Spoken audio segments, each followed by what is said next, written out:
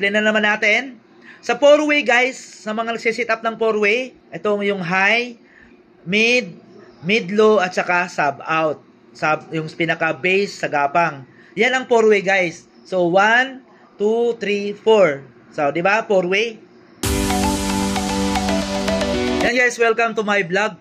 Today's video, yun, mag-short review tayo dito sa aming all-in-one processors na ginagawa. Ayan, bagong design yan sa XDN Soundworks guys.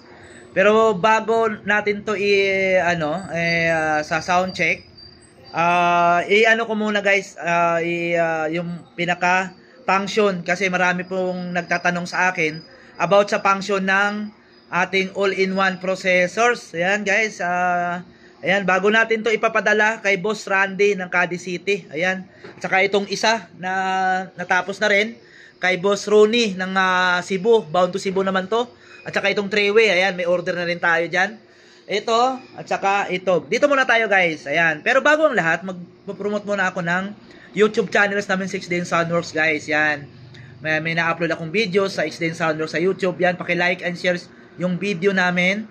At saka, paki-subscribe na rin.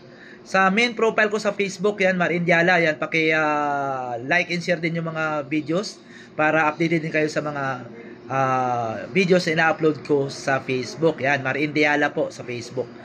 Ayan guys, i-introduce ko muna saglit ito. Yan, para sa mga nagtatanong kung ano ba itong nakalagay dito sa harap. Yan guys. Ito guys ay all-in-one. Stereo to, stereo. Stereo ang input-output nito. Ito, i-introduce ko muna isa-isa. Meron tayong dalawang input 1, input 2. Mayroon tayong mid-high 1, mid-high 2. High, mid, low, sub-out. Ayan guys, ito yung front panel ng aming all-in-one processors na bagong design sa XDN Soundworks guys. Ayan, design ni Master Engineer R2N, saka kasama ko sa nag-produce nitong all-in-one. Ayan guys, itong all-in-one guys, explain ko sa mga nagtatanong po, sa mga nag-curious kung ano ba itong aming all-in-one. Guys, all-in-one, kasi dito pwede kang mag-set up ng 2-way. Dito, ipa-explain ko yung 2-way. Meron tayong stereo mid-high 1, mid-high 2. Dito po ikaw mag-mid-high sa 2-way. Tapos, dito po ikaw sa sub-out. Ayan, 2-way na yan. Then, 3-way, dito na sa 3-way naman, ito yung high mo, left and right. Yan nakalagay. Mag-o-order kasi na-i-print na yung hindi kasama yung numbers. So gagamitin lang muna natin guys yung mga stickers. Sa sunod, mayroon na po itong mga high 1, high 2, mid 1, mid 2 para specific yung left and right ng ating stereo. Pero madali lang naman to sa mga marunong mag-setup, madali na lang yan. Sa 3-way, ito yung high mo sa 3-way. Ito yung mid mo sa sa 3-way din. Ito pang mid mo. Ito mid-low. Pwede rin to guys, pwede rin to na low, mid-high sa 3-way. Pero dito kasi sa natin is low-mid.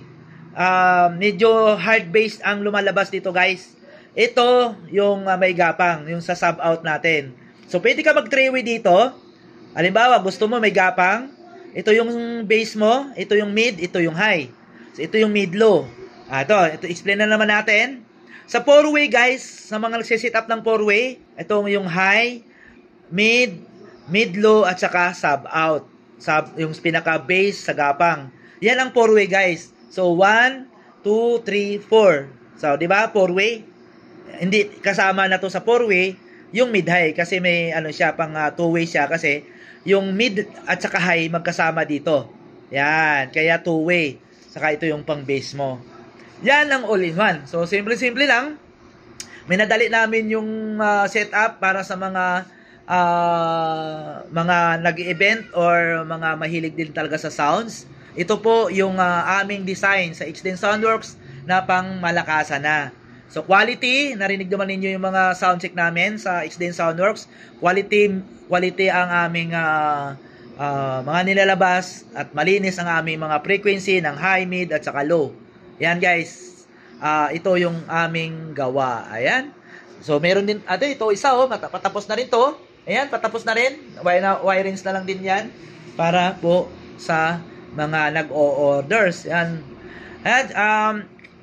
Ayan, magsa-soundcheck na tayo. Kakabit ko na po yung mga input-output nito. Kinalas ko lang muna guys kasi para ma-introduce ko ng maigi itong mga input-output sa front panel.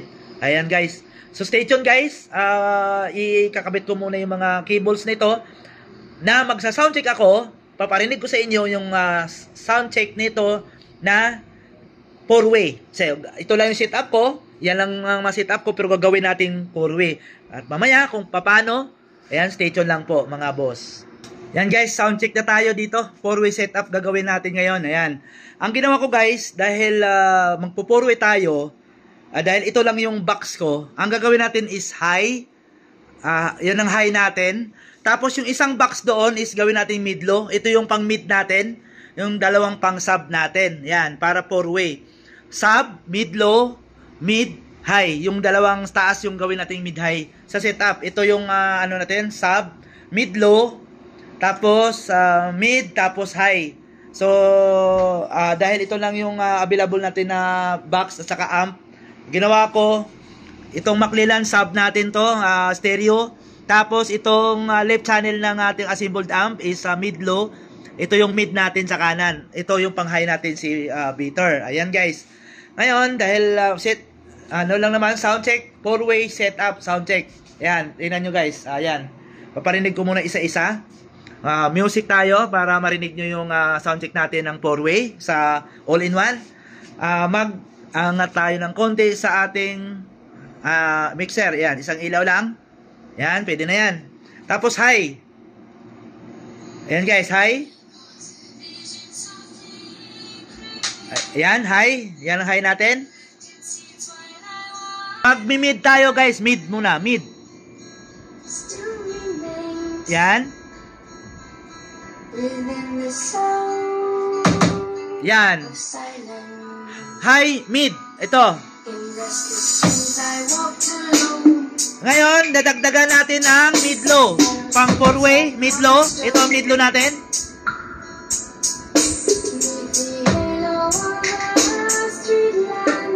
Yan o. Yan, iba na yung tunog niya. Matigas na.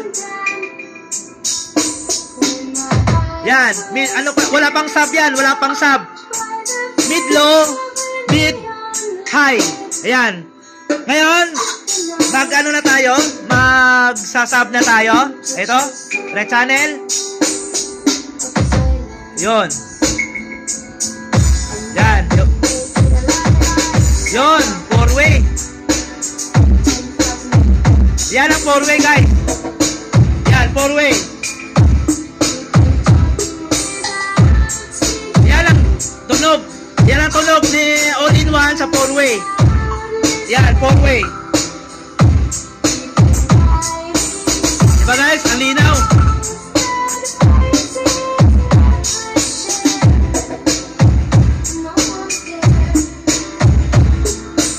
Yan o.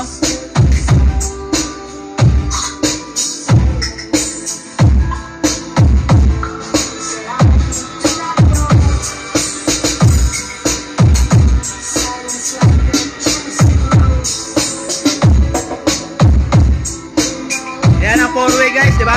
4-way yan. Sub, mid, low mid, mid, high. Yan, direkta lang tayo.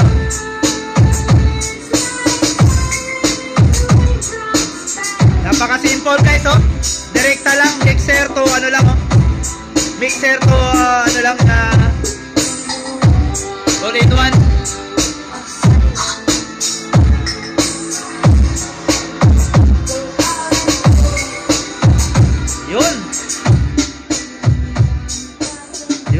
Diba guys? Ayan ang tunog ng all-in-one sa 4-way. Diba? Linaw, malinis. Wala ka nang ibang titimplahin. Napakadali ng i-setup guys. Ito oh. Diba? Para mixer, oh, papunta lang dito. Oh, input 1, input 2 na kaagad. Tapos high, mid, tapos low mid, sub. 4-way setup. Ganyan. Kita mo, ganun lang ang gamit natin pero nakapag 4-way setup tayo. Ganun ang tunog ng 4-way. Lalo na sa malalaki mag-event. Ayan, sa mga nag-event, dito pwedeng i-set up ang maramihang setup. Ayan, pang malakihang event. And guys, hanggang dito na lang yung video ko. At least narinig nyo yung sound check ni all-in-one sa 4-way. Hindi na natin na sinet up sa 2-way sa 3-way dahil yun naman din ang maging kalabasan. Madali lang po yan. Nagamit nyo na to ang ating all-in-one kasi may guide naman siya. And guys, bago ako magtapos, magpo-promote muna ko YouTube channel namin sa YouTube. Yan, paki-like and share yung mga videos ina-upload sa YouTube. Din paki-subscribe na rin. Sa Facebook, Mar Indiala, yan, paki-follow, paki-like and share yung mga videos naman para updated din kayo sa videos ko sa Facebook, guys. Yan, salamat.